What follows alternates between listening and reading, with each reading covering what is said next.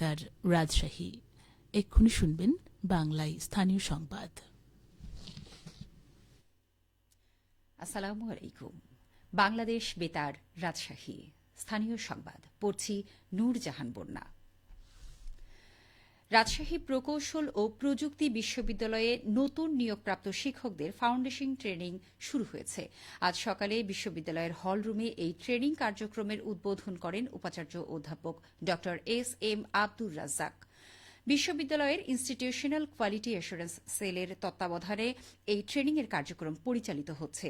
আজ থেকে 7 দিনব্যাপী এই ট্রেনিংয়ে বিশ্ববিদ্যালয়ের বিভিন্ন বিভাগে নতুন নিয়োগ পাওয়া 67 জন প্রভাষক অংশগ্রহণ করেছেন। আগামী 24 জুন এই ট্রেনিংয়ের কার্যক্রমের সমাপনী অনুষ্ঠিত হবে।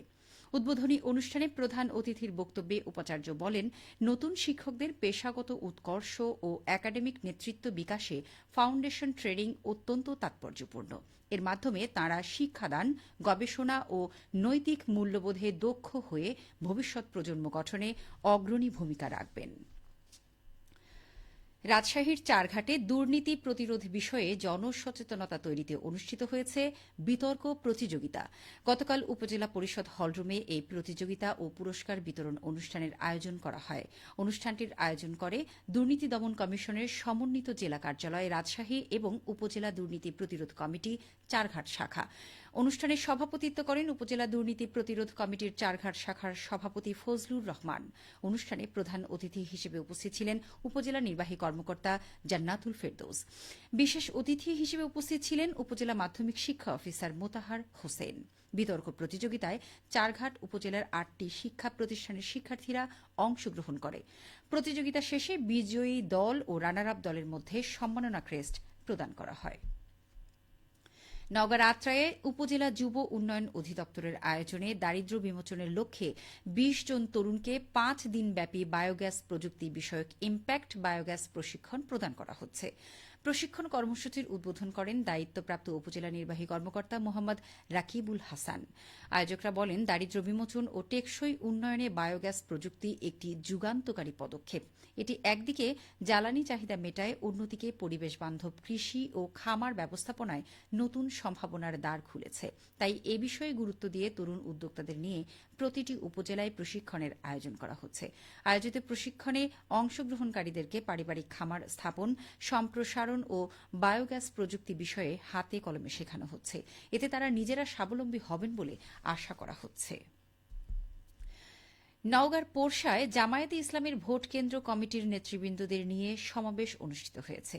আজ সকালে কাতিপুর কালীনগর উচ্চ বিদ্যালয় মিলনায়তনে আয়োজনের উদ্বোধনী অনুষ্ঠানে প্রধান অতিথি ছিলেন জামায়াতের কেন্দ্রীয় সাংগঠনিক সম্পাদক ও রাজশাহী অঞ্চলের সহকারী অঞ্চল পরিচালক অধ্যাপক রফিকুল ইসলাম। সমাবেশে বক্তারা আগামী জাতীয় নির্বাচন, সংসদ নির্বাচন, উপজেলা ও ইউনিয়ন পরিষদ নির্বাচনে দায়িত্ব পালন ও জনসচেতনতা গড়ে তোলার উপর গুরুত্ব আরোপ করেন এবং নেতাকর্মীদের প্রতি দিক নির্দেশনা দেন। উপজেলা জামায়াতে ইসলামের মাওলানা সাগর আলীর সভাপতিত্বে অনুষ্ঠানে কেন্দ্রীয় মজলিসের শুরা সদস্য ও রাজশাহী অঞ্চলের আঞ্চলিক টিম সদস্য, চাঁপাইনবাবগঞ্জ পৌরসভার সাবেক মেয়র অধ্যাপক নজরুল ইসলাম, কেন্দ্রীয় মজলিসের শুরা সদস্য ও নওগাঁ জেলা আমির খ ম আব্দুর রাকিব সহ অন্যান্য নেতৃবৃন্দ উপস্থিত ছিলেন। চাঁপাইনবাবগঞ্জের গোমস্তাপুরে অগ্নিকাণ্ড সহ প্রাকৃতিকভাবে ক্ষতিগ্রস্ত পরিবারের মধ্যে ঢেউটিন, শুকনো খাবার ও অর্থ বিতরণ করা হয়েছে। গতকাল উপজেলা পরিষদ চত্বরে উপজেলা নির্বাহী কর্মকর্তা জাকির মুন্সি প্রধান অতিথি থেকে উপকারভোগীদের মাঝে এগুলো বিতরণ করেন। দুর্যোগ ব্যবস্থাপনা ও ত্রাণ মন্ত্রণালয় কর্তৃক উপজেলার 15 জন উপকারভোগীকে 2 বান্ডিল ঢেউটিন, 1 বস্তা শুকনো খাবার ও জনপ্রতি 3,000 টাকার চেক বিতরণ করা হয়। এর মধ্যে 9টি অগ্নিকাণ্ড, 3টি ঝড়ে ক্ষতিগ্রস্ত, 1টি অসহায় গরিব ও দুস্থ বিধবা পরিবার রয়েছে।